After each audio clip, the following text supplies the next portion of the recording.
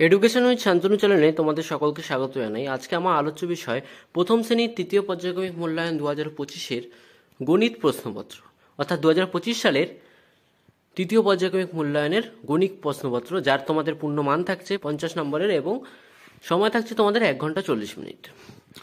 প্রশ্নপত্র একের দাগে বলেছে, ছক থেকে কি কি শব্দ নিয়ে যোগ করলে 9 হয় তা হিসাব করি। দেখো, একটা 6 আছে যেখানে তোমাদের সংখ্যা আছে 4, 0, 3, 2, 1, 9, 6, 8, 7, 5। এগুলো তোমাদের যোগ করতে হবে, অর্থাৎ যোগ করে তোমাদের উত্তর 9 বের করতে হবে।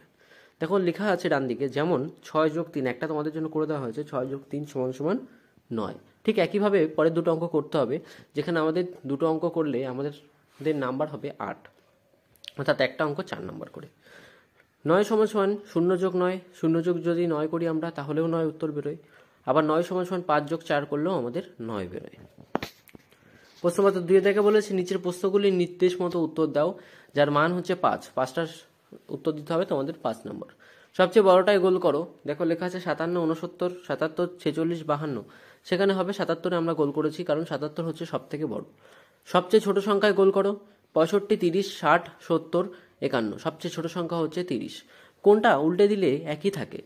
74, 33, 52, 31 না 37? উত্তর হবে 33। উল্টে দিলে কত হয়, বাড়ে না কমে?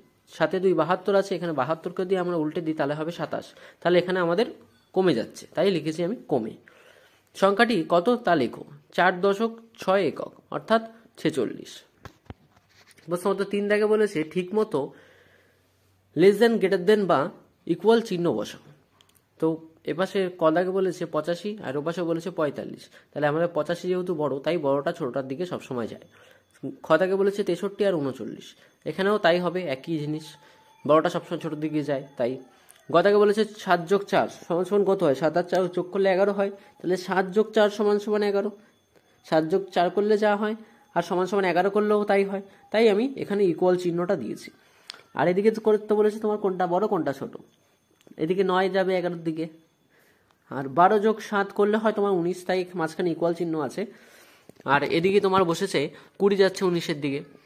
4 দাগের প্রশ্নপত্রে বলা হয়েছে, কত যোগ করা হয়েছে তা ফাঁকা ঘরে লিখি, যার মান থাকছে তোমাদের 5। দেখো তোমরা বক্সটা দেখতেই পাচ্ছ, এখানে 10 যোগ তোমার এখানে আছে 13, 18, 10, 19, 15। ভিতরের সংখ্যাগুলো তোমার লিখতে হবে। যেমন 10-এর সাথে 13 যোগ করলে হচ্ছে তোমার 23, 10-এর সাথে 18 যোগ করলে 28, 10-এর সাথে 10 যোগ করলে 20, 10-এর সাথে 19 যোগ করলে হবে 29, 10-এর সাথে 25 যোগ করলে 10-এর সাথে 15 যোগ করলে হবে তোমার 25। প্রশ্নপত্র 5 দাগে বলেছে, কটি গোল আছে তা গুণে লেখো। এখানে তোমার একটা অঙ্ক করলে তোমরা পাবে 5 নম্বর। তো ফার্স্টেরটা গোল আছে তোমার 10টা, গুণে দেখবে তোমরা 10টা আছে, তারপরটাতেও 10টা আছে, তারপরটাতে আছে 9টা।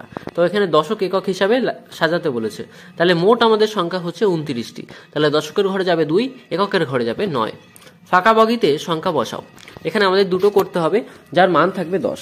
ফাঁকা বগিতে দেখো আছে 20, 20-র পরে আছে 40, 40-এর পরে আছে 60 আর 80। মাঝখানে তোমার সংখ্যা বসাতে হবে 30, 50, 60, 70, 80। আচ্ছা, তারপরে দেখো আছে 15, 25, 35, 45। সে অবধি তোমাদের করা আছে। তোমাদের করতে হবে 55, 65 এবং 75। প্রশ্নপত্র 7 থেকে বলা হয়েছে, যোগ বা বিয়োগ করলে কত হয় তা লিখি। যা তোমাদের অঙ্ক করতে হবে 5টি, যার মান থাকবে 2 করে, অর্থাৎ 10 নম্বর। 67 যোগ 1 করলে তোমাদের হয় 68। খদাকে বলেছে 57 যোগ 1 সমান হয় 58। গদাকে বলেছে 58 বিয়োগ 1 সমান হয় 57। 65 বিয়োগ 1 সমান হয় 64। 33 বিয়োগ 3 সমান হয় 30। এগুলো তোমরা বিয়োগ করে দেখবে, একদম সহজ বিয়োগ তোমাদের জন্য এগুলো। ঠিক পরে কত হয় লিখি, যার মান হচ্ছে 1 করে 3টের জন্য থাকছে তোমাদের 3। দেখো 8 সমান কত হয়, মানে সমান বলতে তোমাদের 8-এর পরে কত হয় সেটা তোমাদের এখানে লিখতে হবে। 8-এর পরে হয় 9, 48-এর পরে হয় 49, 43-এর পরে হয় 44। তো এই ছিল আজকে তৃতীয় পর্যায়ক্রমিক মূল্যায়নের গণিত বিষয়ের প্রথম শ্রেণীর নমুনা প্রশ্নপত্র। প্রশ্নপত্রটি তোমাদের কেমন লাগলো তা অবশ্যই জানাবে। চ্যানেলে নতুন হয়ে থাকলে চ্যানেলটিকে অবশ্যই সাবস্ক্রাইব করে দেবে এবং বন্ধুদের মাঝে বেশি বেশি করে শেয়ার করে দেবে।